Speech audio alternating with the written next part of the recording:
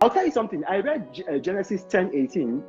So Genesis 10:8 in Hebrew. When I read it, I saw a word and the Cush, and then they said Namrud being Cush. Now Ben in Hebrew is son. So what they're saying is that Namrud, son of Cush. But so I now asked the rabbi who was teaching me. I said, "Who is Namrud?" I said, "Namrud. That is Namrud." So when he saw how frustrated I was, then he went and he put Namrud in an English dictionary and said, "Oh, Nimrod." So I said, "What do you mean Nimrod?" I said, then why is it Nimrod in the King James Version and other English translations? He said, "Ask me, I don't know."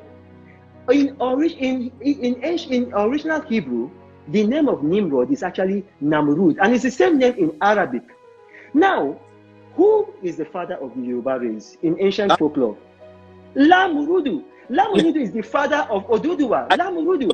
Now, the issue of this now, you will say, okay, well, in the original Hebrew, it is Namrud. So in Lamurudu cannot be the same person as Namrud. No, in ancient Edekiri language, there is they interchange L and N. So, for instance, in among the Edekiris, the real name of the Yoruba, if your name is Limota, sometimes they can call you. If you are in Oyo, they will say Limota. If you are in Oshu, they will say Nimota.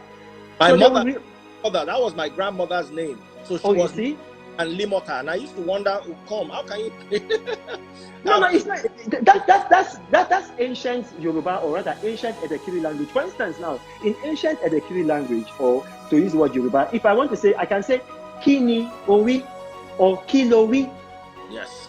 So you see N and L. So that La Murudu, who they say is the father of Oduduwa, is actually the same Na Murud in that is called Nimrod in the English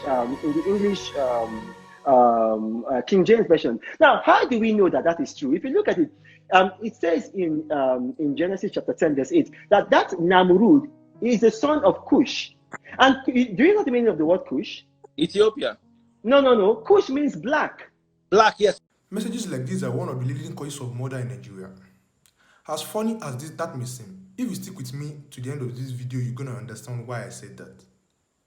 This is the most deadly misinformation in Nigeria. Nigerians are going through an identity crisis, and the majority of us lack racial esteem. Racial esteem is what you think of your group. Self-esteem is what you think of yourself. When someone has an high self-esteem and a low racial esteem, they tend to fight within their group a lot. Just think about the end-start protests, for example, where soldiers opened a town filled with guns on their people. What they were basically saying is that I don't care about my people or what connects us together. And the misinformation Reno is spreading right now is fueling that fire. It is dividing an already divided nation. So let's get back to the Bible. According to the Bible's legend, when the sons of God saw that the daughters of men were attractive, and they took as their wives as they chose. And God saw that the wickedness of man was great in the earth, and that every imagination of the thoughts of his heart was only evil continually. And it repented the Lord that he had made man on the earth, and it grieved him at his heart. And the Lord said, I will destroy man whom I have created from the face of the earth. Which kind of betrays the omniscient property of God when you really think about it? Because how could a God who knows the future be surprised? How could a God, knowing full well that the earth was going to be a shit show, still proceed to make men according to his own image, and God sought to correct his own mistakes again, because God was the one who actually fucked up in this case. He created a product that couldn't act well. Now he has to kill all the products. Then God sought to correct his mistakes. He told a man called Noah, who happens to be the only man with a boat in his time, to stow away and repopulate the earth by committing incest. Now the sons of Noah who went out of the ark were Shem, Ham, and Japheth. And Ham was the father of Canaan. These three were the sons of Noah, and from these the whole earth was populated. Then Ham fucked up. He saw his drunken father naked and told his brothers. And Ham, the father of Canaan, saw the nakedness of his father and told his two brothers outside. But Shem and Japheth took a garment, laid it on both their shoulders, and went backward and covered the nakedness of their father. Their faces were turned away, and they did not see their father's nakedness. So Noah awoke from his wine and knew what his younger son had done to him. Then he said, Cursed be Canaan. A servant of servants he shall be to his brethren. Blessed be the Lord, the God of Shem, and may Canaan be his servant. May God enlarge Japheth, and may he dwell in the tents of Shem, and may Canaan be his servant. Then this family went on to repopulate the earth. Ham gave birth to Cush, who is the father of the Egyptians, and Cush gave birth to Nimrod, who Reno claims is the father of Yoruba people. And now there you have it. Yoruba people are a descendant of a cursed lineage who are meant to be subservient to the Europeans and to the Asians. Is that really a good message to be preaching? The fact that I have to debunk this video actually enrages me. That a fellow countryman will actually say that of my people, that we are a lineage of cursed generations. Without wasting time, let's get back to debunking this falsehood that Nigerians unfortunately identify with, because a lot of people in the Igbo land actually think they are Jews. First, the flood never happened. There was no Noah, no ark, no arm. But I'll be completely and utterly debunking that in my next video. You should subscribe and check out my channel if you are not watching this on YouTube. This is Genesis 10:8 in Hebrew. Even when you convert Nimrod to Hebrew, it is still Nimrod, not Namorud. Omokri just seems like to be capable of a lot of psychological gymnastics, that he can make anything he feels is right with his confirmation bias right. Now let's look at the language distribution. This is genealogy Omokri is going with. He substituted Nimrod for Lamurudu, who begets Odudua, who begets Yoruba people. Noah gave birth to Ham gave birth to Cush, Cush gave birth to Nimrod. Cush was an empire that coexisted with the Nubian Empire before it was annexed through war to give rise to the Egyptian Empire that took all the land. They spoke a combination of Meretic language, Nubian language, Egyptian language, and Coptic. If we originated from these people, we would have at least have Yoruba language traced back to their languages and would have inherited their written scripts. But this is what we found. Yoruba language never developed a written script. We called history through arts and bronzes, not through scripts. And this Nubian culture and Kush culture actually developed their own written script. And ours can be traced back to Congo, not to ancient Nubia or ancient Kush. Let's look at the cultural practices. The capital of ancient Nubia was Ikema, Nata Moro, commonly referred to as the Meroitic Age, which was the most recent to our present age that all existed with them. Kush was part of Nubia. They exchanged goods, they exchanged cultures, sometimes even gods. They mummified their dead, they built pyramids. The Nubian kingdom of Kush thrived for centuries at Moro.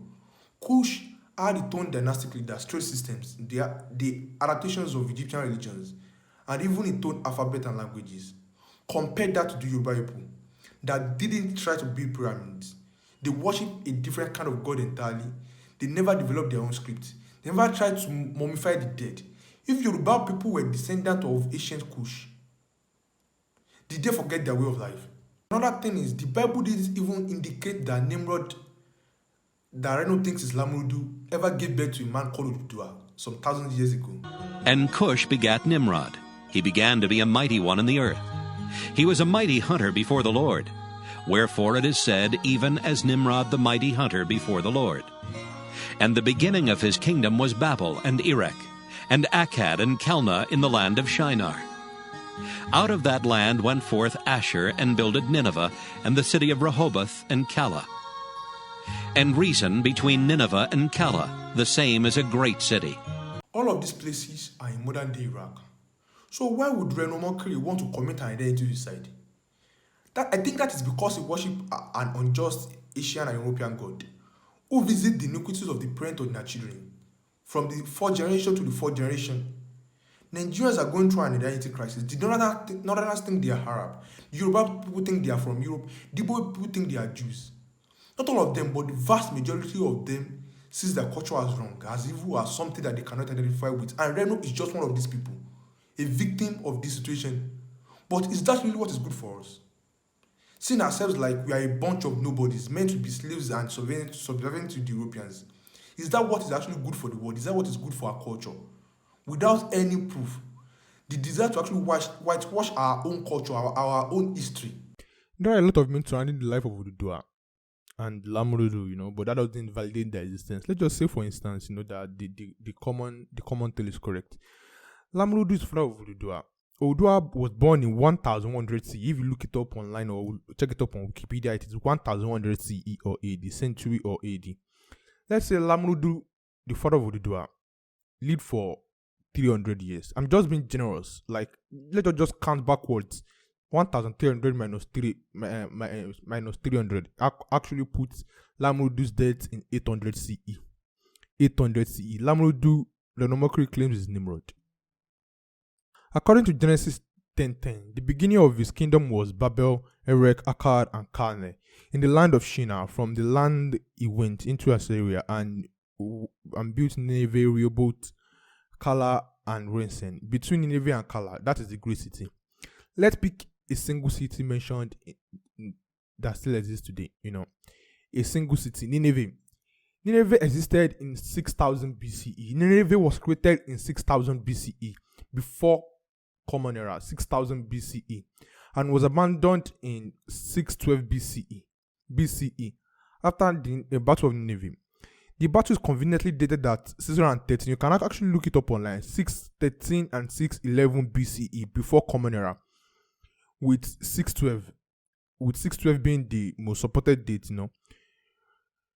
They rebelled against the Assyrians in an allied war which combined the forces of Medes and Babylonians. They besieged Nineveh and sacked 7,500 hectares of what was at the time the greatest city in the world. So Nineveh was created in 6000 BCE. 6000 BCE. And the Bible actually claims that Nimrod actually created Nineveh.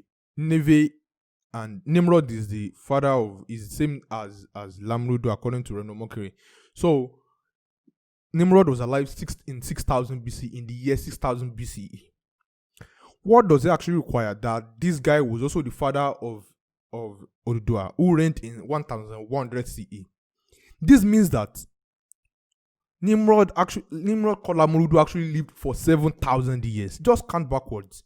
7,000 years. Ududua was born in 1100 CE, 1100th century. Let's say Lamrudu actually lived for 300. How was it alive, This alone actually invalidates the date and the chronology of Reno Omokri. It's just speaking absolutely, I don't know what I'll actually call it, but I don't think he actually confirmed any single thing. It just felt like this was actually okay, this was actually looks okay, and that is how it must be. I don't think he actually confirmed any single thing. If Nimrod created Nineveh in 6000 BCE, how could he have fathered a son that lived in 800 CE, almost 7,000 years later? What was Reno even up about? Just forget about Reno for a bit. I'm creating a series right now about the hidden contradictions, the Bible, the forgeries, and all the pseudosciences and myths, and the false attributions and the anonymous writings that you won't hear anywhere. This is a book about the forgeries in the Bible, written by Barthelman, a biblical scholar, leading biblical scholar in the world. And he has been featured on National Geographic, and he has been featured on CNN and on Fox News. So any accredited media company, you actually find that there. It is about, like, for example, First Peter and Second Peter was written by Peter, disciple of Jesus Christ, and the evidence is actually in the Bible. You can actually check out my YouTube channel, Your Magic Travel. Just search the channel and please subscribe. And you can actually learn more about the Bible. I'm not asking you to trust anything I say. Anything I say on this channel, I'm not for dogma, I'm not for brainwashing. Just read the Bible. Anything I mention about the Bible, anything I mention about history, just look it up, just look it up. Just look it up and follow the words of people who actually know what they are saying, not those who want to make you believe what they actually believe. So this book can be pre-ordered for $15 on my website, www.yourmagictravel.com. facebook.com/forged Batman for $15. If you be buying it on Amazon or think it's actually really expensive, you be buying it for $34, you'll be buying it for 15, and the shipping fee will be about 8,000 naira and a little bit of money for customs. But I can deliver this to you at your doorstep for just $15. For the next 30 people that will be donating, that will be buying the book, so they will be preparing the book. So go to my and please support my podcast. I'm the only one doing this in the whole of Nigeria that I actually know of. Like, I'm not talking about Instagram posts. It is actually really simple to do Instagram posts. I'm committed to combating misinformation in Nigeria, misinformation and wrong informations and brainwashing. So please follow me on Twitter, follow me on Instagram, paranormal DBK, and Twitter and Instagram. Peace.